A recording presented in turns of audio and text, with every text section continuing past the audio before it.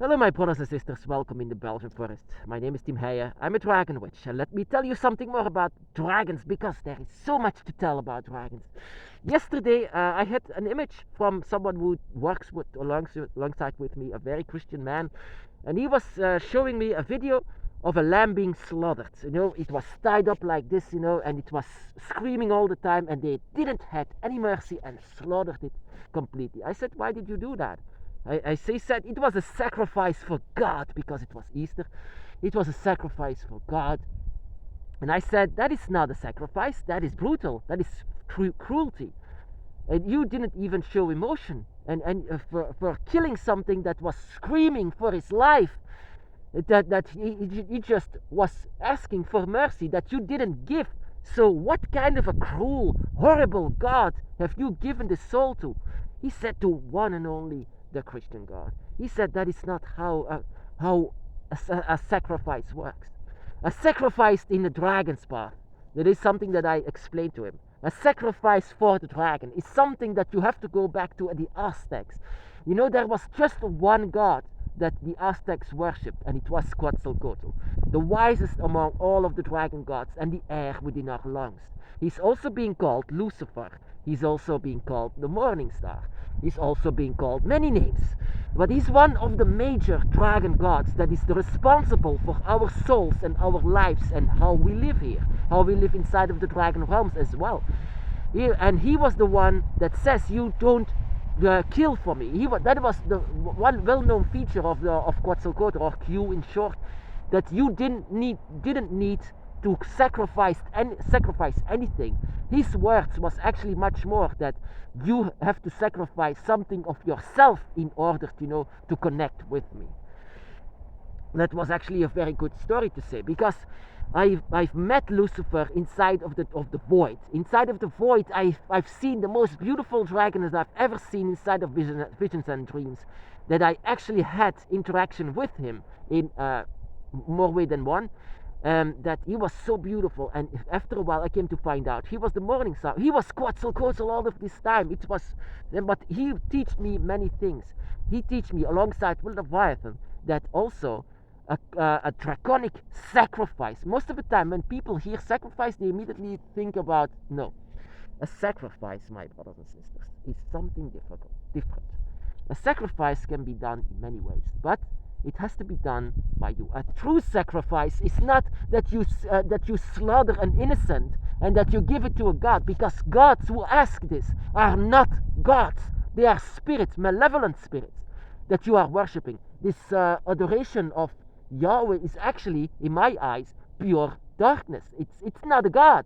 It's not a god that I came to find inside of the realms. And believe me, I tried to find this, but the only thing that I can see is that they made a god out of this, and that is not real. It's not a creator. It's a god that asks for sacrifice of innocent beings. Innocent blood is not a god.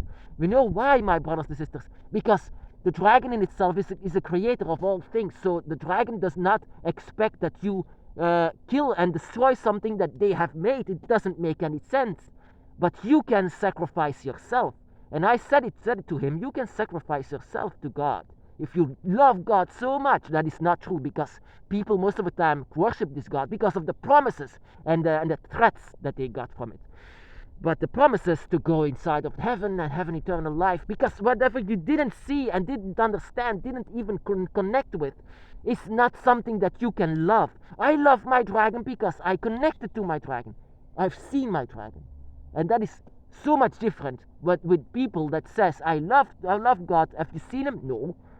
Then why the love, my brothers and sisters? Then why the love? Because of what he promised inside of religion? That is just not logical. Whenever I connected with my dragon, I knew what the dragon was, how they look like, what they are, with the tail, with the scales, with the horns, with everything. I connected with my dragon because I had a draconic energy within me that was connecting to them. I immediately wanted to sacrifice myself. With a sacrifice with this, I don't mean, not that at all. Don't think about a sacrifice. That is what religions do.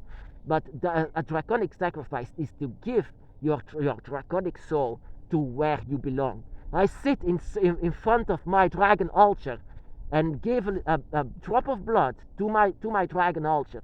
And I said to him, everything that I own is now for you. Because I trust you, I felt you, I love you, I want to be one with you. That is such a difference. That is what I learned from Quetzalcoatl. Quetzalcoatl says, if you want to sacrifice something for me, sacrifice something that is owned by you, something that is yours. So I gave my blood. What is more yours than your blood? Your blood is everything. So that for you, it makes you feel alive. If you give a bit of that to your dragon, and you say to this is yours, everything now is yours, a connection with yours, everything. That is how it works, my brothers. That is a draconic sacrifice, not death, life. Life is everything. And that is not because you are giving yourself truly to your dragon god, that your dragon god and your dragons now control you completely. No, this is actually more a sacrifice to your dragon eye, where you are born with. It's a sacrifice for you. And that is so different, such a difference with religions. They always think about death. How should you kill something if it's not yours? This sheep that this guy was killing, the sheep was begging for his life. Because it was not his. You are just stronger than this soul. You are such a baddie, you are such a bully for it. You are actually having this cruelty. And that is not how a real sacrifice works for a real god. You know, a dragon god is a real god. They are real creators. So they don't need energy. Whenever you are killing something for a so-called god, you are actually giving the energy to them. You are giving energy to them. That is what dragon gods don't need, because they are already all-powerful. Whatever you see here in this forest is Tiamat. Whatever you see is the dragon god. And then that is what they say. Where is your dragon god? Here, my brothers and sisters. Here is my dragon goddess. Here I am home, and here is where dragons are. This is a dragon forest. Everything that is nature is the dragon. Everything, my brothers and sisters. So I gave a little bit of blood, said to the dragon, everything that I own is yours, but it was actually already that this just more a draconic sacrifice, more like an acceptance that you are on the dragon's path, that you are connecting with your dragons. And it's more like this, that your dragons are allowed to come and to go inside of you and to let you feel your own dragon spirit. It's actually very beautiful, the draconic sacrifice. Excuse me. It's not death, it's life. And that you can feel the dragon realms, that you feel your home. And that what this guy was doing was just cruel. Cruel, that is not how a sacrifice for a god works. You know, Quetzalcoatl is the wisest among all of the dragon gods. In the old days, in my dragon's path, in the early days, I thought that Quetzalcoatl, or Q, was the one that I didn't see, but he introduced himself as Lucifer. And he was not in his form that he was already shown inside of the Aztecs. He was in a different form, but that is what dragon gods are. They are amazing shapeshifters. And he was very, very draconic, I felt this. And a lot of people say, oh, it's bad, it's bad. That is what I hate about this guy. He's always saying that I am some kind of a Satanist because I worship dragons and Tiamat and Leviathan. But he is actually the one doing cruelty. He's the one that kills, he's the one that destroys, all because he wants to go to heaven. How horrible is this? How hypocritical is this? I hope people on the dragon's path are not like this, that you don't expect for eternal life just because you are doing this, that you expect something in return. No, you are doing this because you love your dragon, you love your dragon god.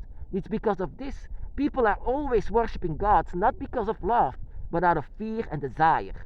But my only desire is the dragon itself.